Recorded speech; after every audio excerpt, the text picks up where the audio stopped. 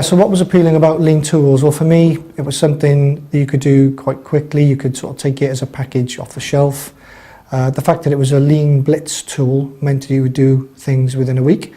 And of course, that would solve all my problems, wouldn't it? Six Sigma was the new answer to all our prayers. As a lean Kaizen facilitator, what I would use the lean Kaizen tools.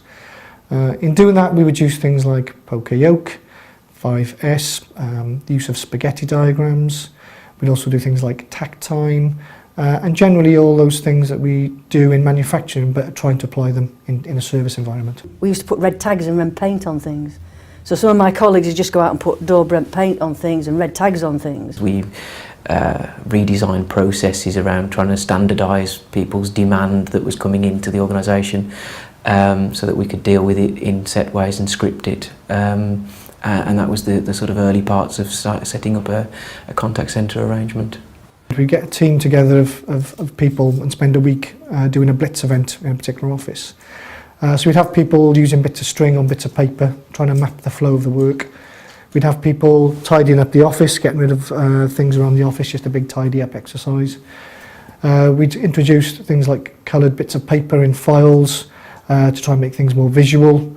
Gave us a nice feeling that whoever had thought up these different procedures and these different forms had a lot of knowledge and experience from previous work, and therefore we were benefiting from that work and not having to think for ourselves and do things differently because we already had the answer ready-made for us. You use the tools and you might get some small changes to begin with, but those changes certainly aren't sustainable. And we often lost sight of what it was we were actually supposed to be doing because we spent so much time actually working on these tools. And this is how good I am by getting a service, for example, to kind of comply with this lean thinking aspect of saying, yeah, well, tell me what kind of targets you will adhere to, but also likewise, what is your value stream overall, and of course, what's your tack time.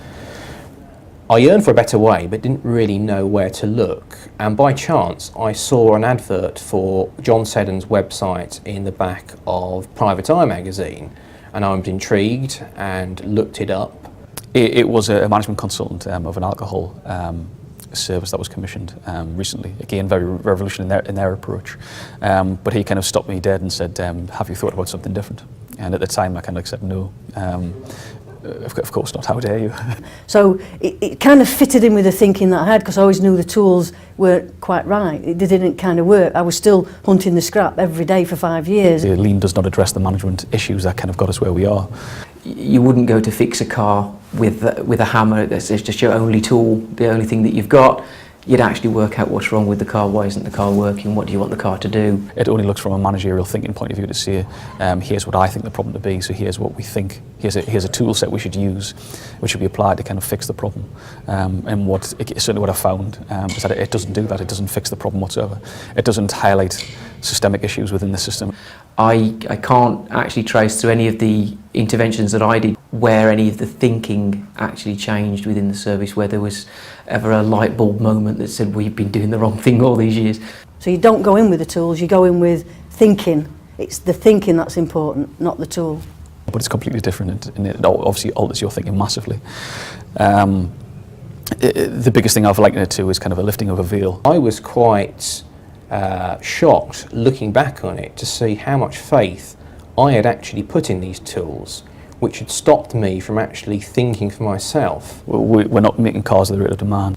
And one of the, if you like, the fatal errors I made in my naivety is I taught people how to do the tools, and now I'm older and wiser, I resist that.